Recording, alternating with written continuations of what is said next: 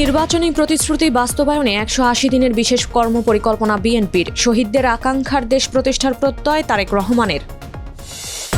যত দ্রুত সম্ভব স্থানীয় সরকার নির্বাচন, বললেন মির্জা ফখরুল। মব জাস্টিস নিয়ন্ত্রণে আইনশৃঙ্খলা উন্নয়নে জোর। নিত্যপণ্য নিয়ে রমজানে আতঙ্কের কারণ নেই, বললেন বাণিজ্যমন্ত্রী। সব সিন্ডিকেট ভাঙতে চান স্বাস্থ্যমন্ত্রী। দুর্নীতি করলে প্রশাসনিক শাস্তির বদলে মামলা, বললেন আইনমন্ত্রী। পৃষ্ঠপোষকতার অর্থনীতি বন্ধের প্রতিশ্রুতি অর্থমন্ত্রীর। যুক্তরাষ্ট্রের সঙ্গে আলোচনার মধ্যেই হরমুজ প্রণালী বন্ধ করল ইরান। মার্কিন রণতরী ডুবিয়ে দেওয়ার হুঁশিয়ারি খামেনির। স্বাগত জানাচ্ছি দ্য বিজনেস স্ট্যান্ডার্ডের নিয়মিত আয়োজন টিভিএস রাত ৮টার সংবাদে। সঙ্গে আছি তামান্না খন্দকার। দেখছিলেন সংবাদ শিরোনাম, এবার বিস্তারিত। জাতীয় নির্বাচনের আগে দেওয়া প্রতিশ্রুতিগুলো বাস্তবায়নের লক্ষ্যে ১৮০ দিনের বিশেষ কর্মপরিকল্পনা নিতে যাচ্ছে নবগঠিত বিএনপি সরকার। এই পরিকল্পনা অনুযায়ী কোন মন্ত্রণালয় কি কাজ করবে তা দ্রুত জমা দেওয়ার নির্দেশ দিয়েছেন প্রধানমন্ত্রী তারেক রহমান। ১৮ ফেব্রুয়ারি সচিবালয়ে প্রথম মন্ত্রিপরিষদ বৈঠকে এই সিদ্ধান্ত নেওয়া হয়।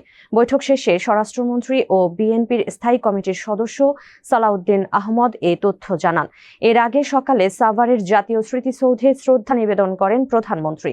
পরে পরিদর্শন বইয়ে তিনি লেখেন, শহীদদের আকাঙ্ক্ষার বাংলাদেশ প্রতিষ্ঠার লক্ষ্যেই বিএনপি সরকারের পথ চলা শুরু। জেলা পরিষদ, উপজেলা পরিষদ ও পৌরসভায় জনপ্রতিনিধিত্ব নিশ্চিত করতে যত দ্রুত সম্ভব স্থানীয় সরকার নির্বাচনের আয়োজন করা হবে বলে জানিয়েছেন বিএনপি মহাসচিব ও স্থানীয় সরকার, পল্লী উন্নয়ন ও সমবায় মন্ত্রী মির্জা ফখরুল ইসলাম আলমগীর। ১৮ ফেব্রুয়ারি সচিবালয়ে সাংবাদিকদের প্রশ্নের জবাবে তিনি একথা বলেন। মব সন্ত্রাস প্রশ্নে মির্জা ফখরুল বলেন, একটা বিপ্লব হয়েছে, গণ অভ্যুত্থান হয়েছে, মুহূর্তের মধ্যে সব ঠিক হয়ে যাবে এমনটা মনে করার কারণ নেই। আইনশৃঙ্খলা ও অর্থনীতির যথেষ্ট উন্নয়ন হয়েছে বলেও দাবি করেন মির্জা ফখরুল। জানান, ধ্বংস হয়ে যাওয়া মাইক্রো ইকোনমি ও ব্যাংক খাত অনেকটা নিয়ন্ত্রণে এসেছে। রমজানে নিত্যপণ্যের বাজার নিয়ে আতঙ্কের কোনো কারণ নেই বলে জানিয়েছেন বাণিজ্যমন্ত্রী খন্দকার আব্দুল মুকতাদির।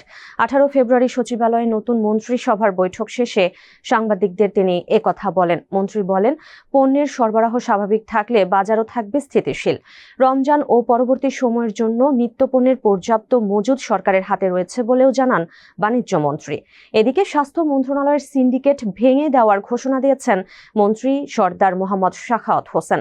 ১৮ ফেব্রুয়ারি কার্যালয়ে যোগদান করে স্বাস্থ্যমন্ত্রী বলেন, মন্ত্রণালয়ের সিন্ডিকেট ভেঙে দেব। এই মন্ত্রণালয়ে কোনো দুর্নীতি হতে পারবে না, কারো চাপে কোনো কাজ হবে না, কাজ করব মানুষের কল্যাণে।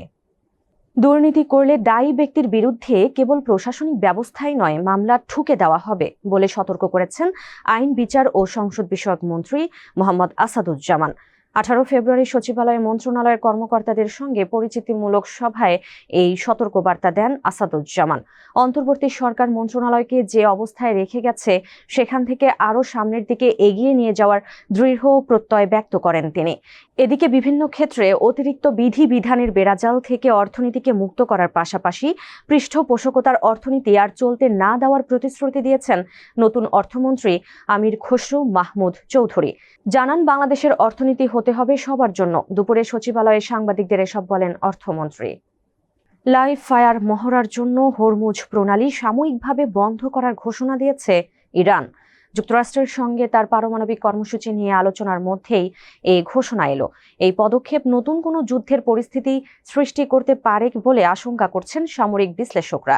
প্রথমবারের মতো এই গুরুত্বপূর্ণ আন্তর্জাতিক জলপথ বন্ধের ঘোষণা দিয়েছে ইরান। হরমুজ প্রণালী বিশ্বের প্রায় ২০% তেলের পরিবহন পথ।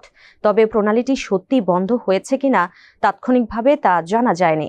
এদিকে জেনেভায় দ্বিতীয় দফা পারমাণবিক আলোচনা শুরুর দিনই যুক্তরাষ্ট্রকে কড়া সতর্কবার্তা দিয়েছেন ইরানের সর্বোচ্চ নেতা আয়াতুল্লাহ আলী খামেনি।